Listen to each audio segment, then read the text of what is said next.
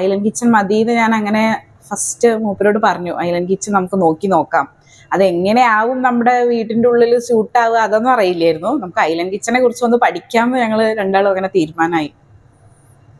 Island kitchen പൊതുവെ വളരെ നല്ലൊരു കൺസെപ്റ്റ് ആയിട്ടാണ് എനിക്കും തോന്നിയത്. കാരണം ഒന്നാമത് അതിന് ആ ഒരു ഐലൻഡ് ഉള്ളതുകൊണ്ട് കുറെ സ്ഥല സൗകര്യം കിട്ടും. മറ്റേതാകുമ്പോൾ കുറച്ചൊരു സ്പേസിലായിരിക്കും നമ്മൾ അടുപ്പും ചിമ്മിനിയും എല്ലാം കൂടി വന്ന് കൺജസ്റ്റഡ് ആയിട്ടിരിക്കും. ഇതാകുമ്പോൾ നമുക്കൊരു വലിയൊരു ടേബിൾ കിട്ടും. അപ്പോൾ അത്യാവശ്യം നല്ല സൗകര്യം ഉണ്ടാവും. പിന്നെ ഈ പറഞ്ഞ പോലെ കുക്കിംഗ് എക്സ്പെരിമെന്റ്സ് ഒക്കെ ചെയ്യുമ്പോൾ പലവിധ സാധനങ്ങളും ടൂൾസും എല്ലാം കൂടി വെക്കാനും എല്ലാത്തിനും ബെറ്റർ ആയിട്ട് ഇതാണ് എനിക്കും തോന്നിയത്. പിന്നെ വീഡിയോ എടുക്കാൻ അത് എസ്പെഷ്യലി എപ്പോഴും ഐലൻഡ് കിച്ചൺ തന്നെയാണ് ഏറ്റവും ബെസ്റ്റ്. കാരണം രണ്ട് സൈഡിലേക്കും വ്യൂ ഒക്കെ ഉള്ളത് കൊണ്ട് നല്ല അടിപൊളിയായിട്ട് വീഡിയോ ഒക്കെ കിട്ടും.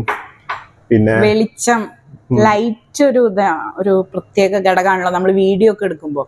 എൻ്റെ എല്ലാ വീഡിയോസ് ശ്രദ്ധിച്ചറിയാം, കാണുന്നവർക്ക് കിട്ടും ലൈറ്റ് ഒക്കെ കുറവായിരിക്കും. അങ്ങനെ അടിപൊളി ആംബിയൻസ് ലുക്ക് അങ്ങനെയൊന്നും നോക്കിയിട്ടല്ല ഞാൻ വീഡിയോസ് എടുത്തായിരുന്നു. കുക്കിംഗ് എക്സ്പെരിമെന്റ് ചെയ്യുമ്പോൾ കുക്കിങ്ങിലേക്ക് മാത്രമേ നോക്കിയുള്ളായിരുന്നു. പക്ഷെ നമ്മൾ മറ്റേ പല വീഡിയോസും കാണുമ്പോൾ അവരുടെ ആ ഒരു കിച്ചണൊക്കെ അവർ കൊണ്ടുപോയ ആ ഒരു ലുക്ക് വൈസും അതൊക്കെ നോക്കുമ്പോൾ അടിപൊളിയായിട്ട് ചെയ്തിരുന്നു. അപ്പൊ എനിക്കൊരു ആഗ്രഹം തോന്നി അങ്ങനെയൊക്കെ ചെയ്താലോ എന്ന്. അപ്പൊ അങ്ങനെയൊക്കെ നോക്കിയിട്ടാണ് നമ്മൾ ഐലൻഡ് കിച്ചണിലേക്ക്.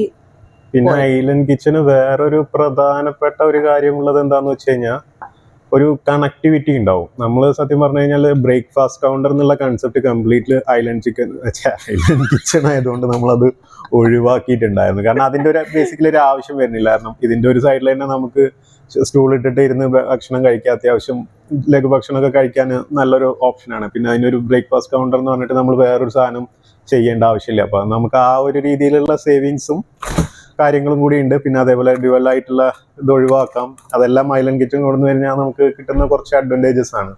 അതെല്ലാം കൂടി നമ്മൾ അനലൈസ് ചെയ്തിട്ടാണ് നമ്മൾ ഐലൻഡ് കിച്ചൺ ഏകദേശം ഫിക്സ് ചെയ്തത്. മെയിനായിട്ട് തന്നെ അതൊരു കണക്ടിവിറ്റി ഉണ്ടാവും. മറ്റേത് നമ്മൾ കിച്ചണിൽ പുറം തിരിഞ്ഞല്ലേ നിൽക്കുക. ഐലൻഡ് കിച്ചൺ ആകുമ്പോൾ നമ്മളെപ്പോഴും ഫേസ്, നമ്മളിപ്പോൾ ഹോളാണ് ഇവിടെ മെയിനായിട്ട് വരുന്നത്. അപ്പോൾ ഹോളിലേക്ക് നമ്മൾ ഫേസ് ചെയ്തുകൊണ്ടാണ് കുക്ക് ചെയ്യുക. മറ്റേ നേരെ തിരിഞ്ഞ് നിന്നിട്ടായിരിക്കും, ചുമരിനോട് തിരിഞ്ഞ് നിന്നിട്ടായിരിക്കും നമ്മൾ കുക്ക് ചെയ്യുക. അപ്പോൾ അത് തന്നെ ഒരു ഡിസ്കണക്റ്റ് ആണ്, ഒരു പോസിറ്റീവായിട്ട് തോന്നുന്നില്ല.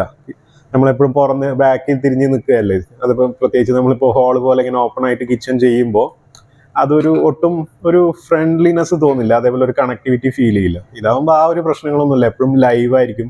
നമുക്ക് ഫേസ് ടു ഫേസ് ഉള്ള ഒരു കോണ്ടാക്ട്സ് ഉണ്ടാവും, ഐ കോണ്ടാക്ട്സ് ഉണ്ടാവും.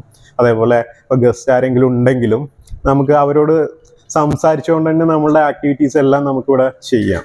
അതൊക്കെയാണ് അതിൻ്റെ ഒരു മെയിൻ അട്രാക്ഷൻ എന്ന് എനിക്ക് തോന്നിയിട്ടുള്ളത്. അതുകൊണ്ട് എനിക്ക് പിന്നെ പ്രത്യേകിച്ച് ഒബ്ജക്ഷൻ ഒന്നും ഉണ്ടായിരുന്നില്ല ഐലൻഡ് കിച്ചണിനോട്.